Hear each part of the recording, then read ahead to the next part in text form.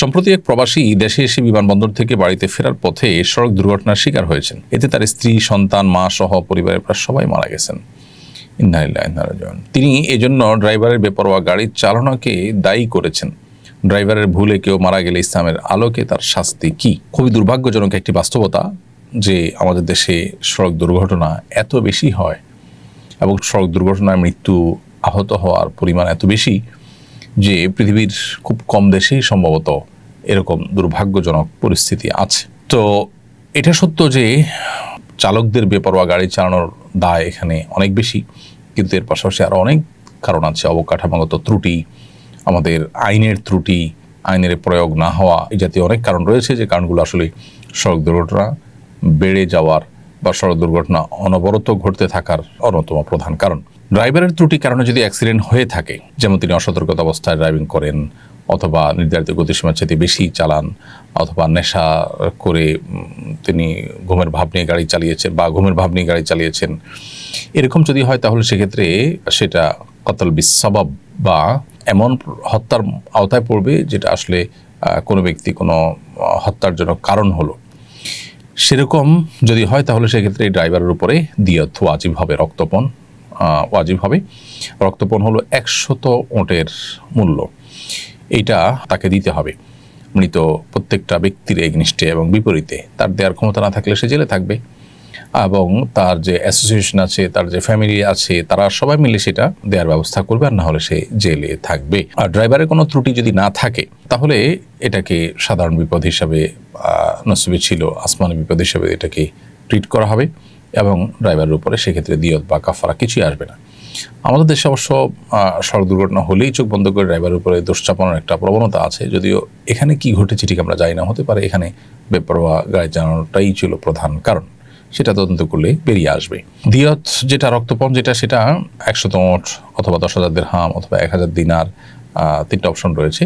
তো 100 ওঁটের যে ব্যাপারটা, এটাই এখন প্রতিষ্ঠিত এবং পরিচালিত, বিশেষ করে মিডল ইস্টে, সৌদি আরব সহ অন্যান্য যে দেশগুলোতে কোরআন এবং হাদিসের আলোকে বিচার কার্য পরিচালনা হয়, সে সমস্ত দেশগুলোতে এখনও 100 ওঁটের মূল্য দিতে হয় মানুষের জীবন হানির জন্য যদি কেউ দায়ী হয়ে থাকে তাহলে। এরপরে প্রশ্ন করেছেন, গাজীপুরে চাঁদাবাজি নিয়ে লাইভ করার পর এক সাংবাদিককে কুপিয়ে গলা কেটে হত্যা করেছে দুর্বৃত্তরা। এই ধরনের ঘটনা ইদানিং বেড়ে চলেছে, কোনো কিছুতেই থামানো যাচ্ছে না। এসবের পুনরাবৃত্তি রোধে আপনার পরামর্শ কি? প্রথম কথা হলো, এই নিউজটার ব্যাপারে আমি যতটুকু দেখেছি যে এখানে লাইভ করার পরে কুপিয়ে গলা কেটে হত্যা করার কথাটি সোশ্যাল মিডিয়াতে প্রচারিত হয়েছে। কোনো কোনো মিডিয়াতে থাকলেও সেই মিডিয়ার তথ্য এবং ভেতরের নিউজ পর্যালোচনা করে দেখা গেছে তারা ওই ব্যক্তির প্রোফাইল ঘেটে কোনো প্রকার লাইভ করার কোনো চিত্র বা আলামত খুঁজে পাননি।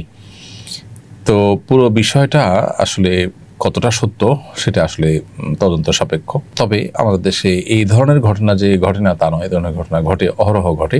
এগুলোর জন্য আমাদের আসলে রাজনৈতিক সমস্ত দলগুলোকে, রাজনৈতিক শক্তিগুলোকে ঐক্যবদ্ধ হতে হবে এবং তাদের সবাইকেই যার যার অবস্থান থেকে এই পরিস্থিতি থেকে উত্তরণের জন্য সিদ্ধান্ত গ্রহণ করতে হবে যে তারা এগুলো কোনোটাকে কেউ প্রশ্রয় দিবে না। এবং আইনের শাসন এটা যতদিন পর্যন্ত বাস্তবায়িত না হবে ততদিন পর্যন্ত এই পরিস্থিতি থেকে আমরা আসলে রেহাই হয়তো পাবো না। জুলাই স্মৃতি জাদুঘরে অনেক ভাস্কর্য স্থাপিত হয়েছে, এ নিয়ে অনলাইনে মিশ্র প্রতিক্রিয়াও দেখা যাচ্ছে। আপনার অভিমত কি জানতে চাই। প্রিয় দর্শক, আমার অভিমত গুরুত্বপূর্ণ নয়, গুরুত্বপূর্ণ হলো যে জুলাই স্মৃতি জাদুঘরে ভাস্কর্য স্থাপিত হওয়া, এটা কি বিগত ফ্যাসিস্ট আমলের ভাস্কর্য পলিটিক্স যেটা ছিল তাদের, সেটারই অংশ কিনা বা সেটারই ধারাবাহিকতা কিনা। এটা দুর্ভাগ্যজনক হবে যদি তাই হয়ে থাকে, কারণ এদেশের মানুষ তাদের ট্যাক্সের টাকায় আসলে অনেক দামি দামি ভাস্কর্য স্থাপন করা হবে, এটা আসলে দেশের মানুষ চায় না। এদেশের মানুষের আশা আকাঙ্ক্ষা, এদেশের মানুষের প্রত্যাশা, এদেশের মানুষের চিন্তাধারা, এটা আমরা আসলে নির্মোহভাবে, নিরপেক্ষভাবে একটু ভাবলেই কিন্তু আমরা আন্দাজ করতে পারি। এদেশের মানুষ এই সমস্ত অহেতুক অনর্থক কাজে টাকা পয়সা খরচ করাকে কখনো সমর্থন করে না। সেই জায়গা থেকে আমরা বলবো, জুলাই স্মৃতি জাদুঘরে এই সমস্ত ভাস্কর্য স্থাপন করার কোনো মানে নেই। জুলাইয়ে যারা মারা গেছেন তাদের পরিবারগুলোর খোঁজ খবর না নিয়ে, যারা আহত হয়েছেন তাদের প্রপার ট্রিটমেন্টের ব্যবস্থা না করে, ক্ষতিপূরণের ব্যবস্থা না করে ভাস্কর্য স্থাপন করে আসলে আমরা কি করতে চাই। এটা আমার মনে হয় নতুন করে ভাবা উচিত। এই যে গতানুগতিক কাজ, এই যে বিগত সময় থেকে চলে আসা ভাস্কর্য কালচার, এগুলো থেকে আমাদের বেরিয়ে আসাটা খুবই প্রয়োজন। আমি মনে করি এটা গণমানুষের টাকাকে গণমানুষের আশা আকাঙ্ক্ষার বিপরীতে খরচ করার শামিল।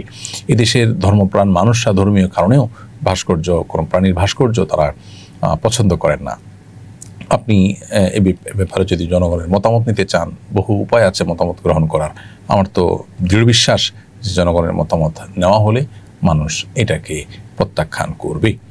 বিমান বিধ্বস্ত হওয়ায় মাইলস্টোন স্কুলের যে শিক্ষার্থীরা মারা গিয়েছেন তারা কি শহীদ হিসাবে গণ্য হবেন কিনা?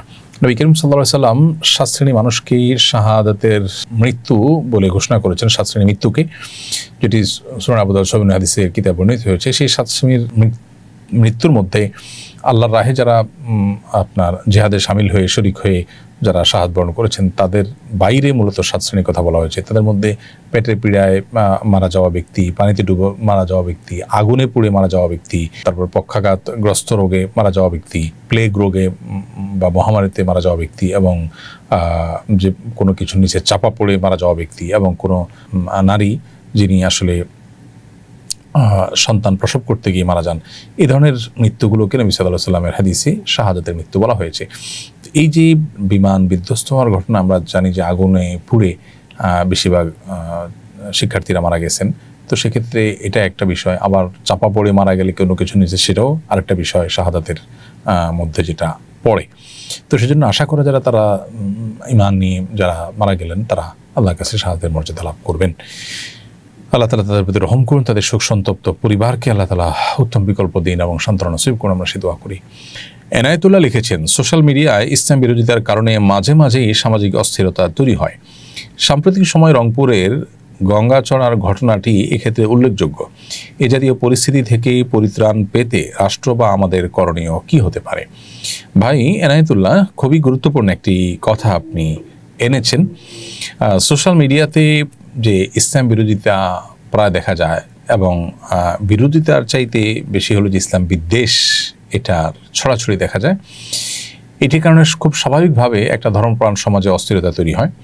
এ বিষয়ে আমাদের আইনের কঠোর প্রয়োগ যেমন দরকার, এবং বিশেষ করে ব্লাসফেমি আইন করা এবং সেটার বাস্তবায়ন করা এটা যেমন দরকার। এটা হলে এ ধরনের অস্থিরতা থেমে যাবে, এ ধরনের অপরাধ প্রবণতা কমে যাবে। আবার একইভাবে আমাদের সমাজে যারা অন্য ধর্মাবলম্বী আছেন, কিংবা যারা মুসলিম ঘরে জন্মগ্রহণ করেও তারা মুসলিম পরিচয় দিতে স্বাচ্ছন্দ্য বোধ করেন না বা মুসলিম পরিচয় দেন না, তাদের উচিত যে তাদের ইসলামের প্রতি তাদের ভিন্নমত থাকতে পারে, কিন্তু থাকতে পারে বলতে আমি বোঝাতে চাচ্ছি যে তাদের সেই ভিন্নমতের কারণে তারা হয়তো ভিন্নমত পোষণ করছেন, কিন্তু একই সাথে তারা ইসলাম বিদ্বেষ চর্চা যেটা সোশ্যাল মিডিয়া হয়ে থাকে এক শ্রেণীর নাস্তিকদের দ্বারা, এক শ্রেণীর অন্য ধর্মাবলম্বীদের দ্বারা, এই বিষয়টার ব্যাপারে তাদেরও কঠোরভাবে অবস্থান গ্রহণ করা উচিত যে এটা কোনোভাবে যেন না হয়। কারণ এটি যদি চলতে থাকে আর সমাজ যদি অস্থির হতে থাকে, তাহলে সেক্ষেত্রে তাদের আমাদের কারোর জন্য এটা কল্যাণকর হতে পারে না। এই জন্য সোশ্যাল মিডিয়াতে কোনো ক্ষেত্রেই আসলে বাড়াবাড়ি এটা কাম্য নয়, এবং আপনার ইসলামের প্রতি আপনার আনুগত্য নেই, সেটা আপনার একান্ত ব্যক্তিগত বিষয়। আল্লাহর সঙ্গে আপনি সেটা বোঝাপড়া আপনার হবে, কিন্তু তাই বলে আপনি ইসলামকে আঘাত করে, ইসলামের কোনো বিষয়কে আঘাত করে একজন মুসলিম হিসাবে আমাকে আপনি আঘাত করবার এখতিয়ার আপনি রাখেন না। পশ্চিমা পৃথিবী যারা মত প্রকাশের স্বাধীনতার কথা বলে, তারা এ ধরনের বিষয়গুলোকে অনেক বেশি তারা প্রশ্রয় দেয়। একইভাবে তারা তাদের দেশের কোনো আইন, তাদের দেশের কোনো বিষয়, সেটার বিরুদ্ধে আপনাকে কথা বলতে দিবে না। সেখানে কিন্তু মত প্রকাশের স্বাধীনতার আর প্রশ্ন থাকে না, বরং শুধুমাত্র নবী করিম সাল্লাল্লাহু আলাইহি ওয়াসাল্লামকে অবমাননা করার ব্যাপারে, মুসলমানদেরকে আঘাত করার ব্যাপারে আপনার মত প্রকাশের স্বাধীনতার কথা তারা বলে। অতএব এ ধরনের বাস্তবতা বিবর্জিত থিওরি যদি আমাদের দেশে অনুসরণ করা হয়, তাহলে সেক্ষেত্রে দেশ আরও অস্থিতিশীলতার দিকে যাবে এবং অনভিপ্রেত ঘটনা একের পর এক ঘটবে, যেটা আসলে আমাদের কারোরই কাম্য নয়।